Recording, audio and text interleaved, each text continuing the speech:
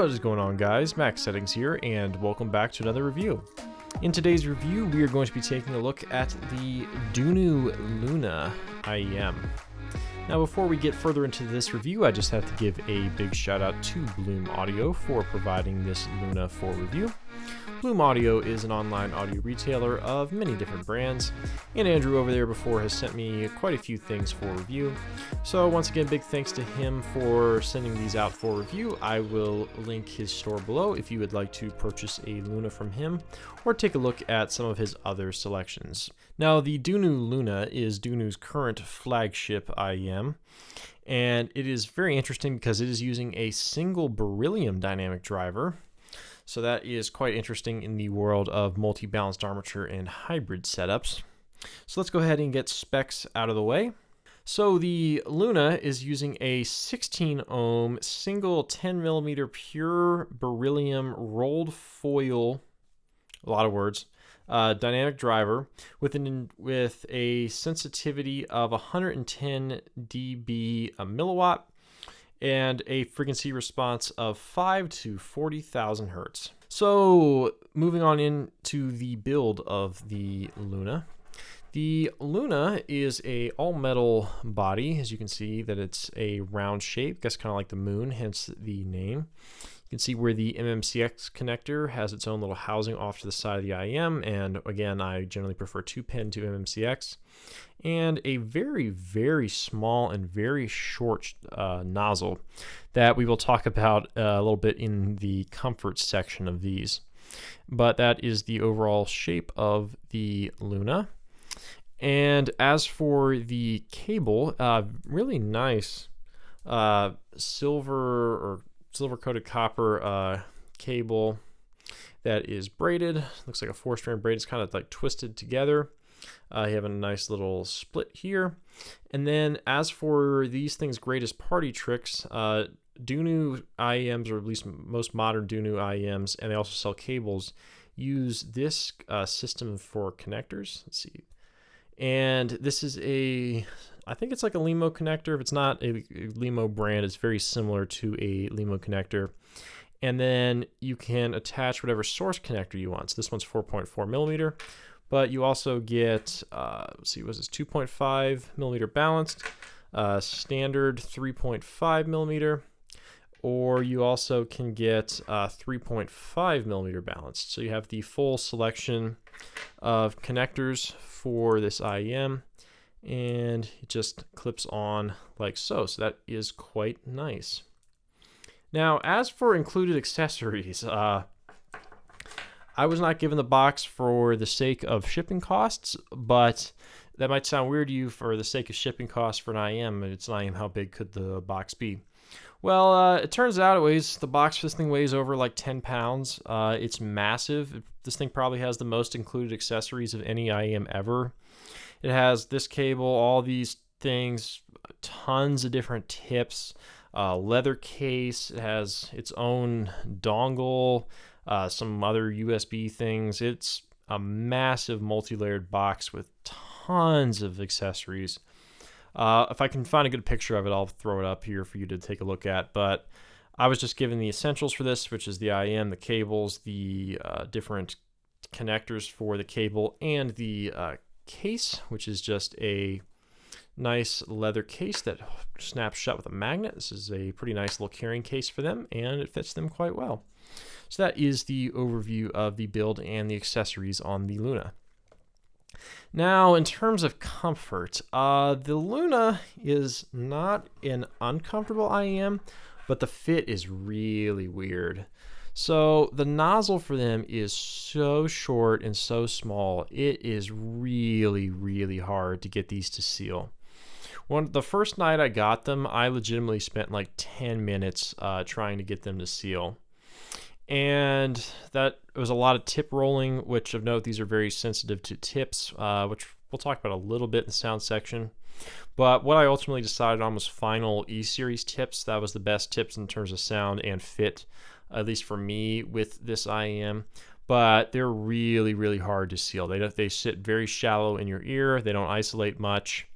And they constantly feel like they're going to fall out or break the seal, especially if you're moving. So probably not the best IEM for out and about unless you have very small ear holes that'll hold them in place. But at least for me, not a big fan of how these fit. So, but they're not uncomfortable at all once you get them to sit in your ear correctly. It's just that they always feel like they're going to fall out, and they're very shallow inserts. So that is the comfort on the Dunu Luna. Okay, so now moving on into the sound of the Dunu Luna. So the Luna is very picky to tips, and I'm not going to go over the sound changes of every tip I have done. Some have more bass, less bass, more treble, less treble. You really have to play around with all the tips that they give you or any of your own tips with these. But I'm going to describe the sound with my preferred tips for these, which is the final E-Series tips. So starting off, the Luna has actually pretty good bass extension. It's not quite dead flat to 20, but there is a little bit of a mid-bass hump of about 3 or 4 dB that rolls off a couple dB once you get down to like 20, but not too bad. So pretty good bass extension with a little bit of a mid-bass hump. After that, your mid-range is pretty forward, actually. These also, much like the Moondrop SSR I recently reviewed, have a very forward mid-range. Forward, again, about another maybe 4 dB or so. But these are peaking up more in like that 4 or 5K region is about where the end of the mid-range is. But unlike the SSR, these like die after the mids. After that, your treble is extremely recessed up in your like 6, 7, 8K, up in the upper regions of your treble, where it is below the mid-range. The mid-range is extremely elevated, and I guess it wouldn't be as bad if the treble were like neutral or flat, for again lack of a better term, but in line. But your overall treble is recessed even below where the mids would be if the mids were in line. So you have very forward mid-range with a little bit recessed treble. And then you have like that 9, 10K treble peak. So it's like very forward mid-range, big treble scoop, and then treble peak. And then okay air above 10K.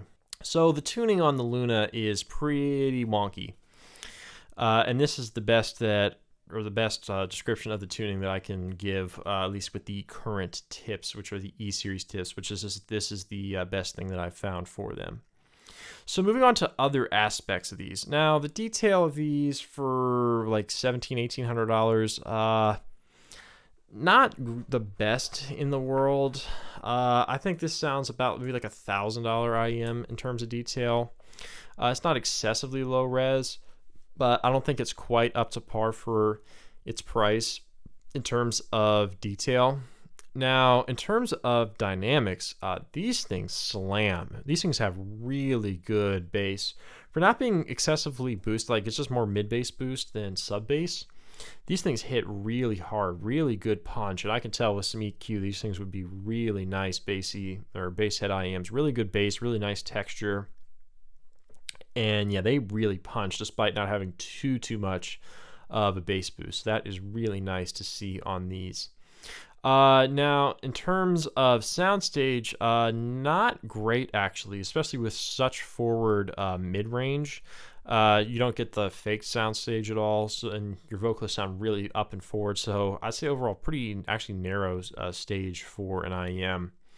In terms of imaging, also nothing spectacular. I'd also put this about average to below average just because of the smaller stage. Now, in terms of timbre, not great either. I want to say it's a little bit on the plasticky, but it's more so just because the mid-range just throws it off. It makes everything sound kind of shrill and off-putting, and then the darkness and the treble throws off the strings tremendously. So timbre on them is not particularly great. So that is the overview of the sound on the Dunu Luna.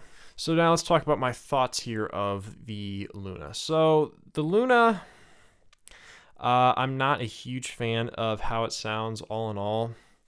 So the problem with this is that the mids are too forward and the treble is way too recessed except for the peak.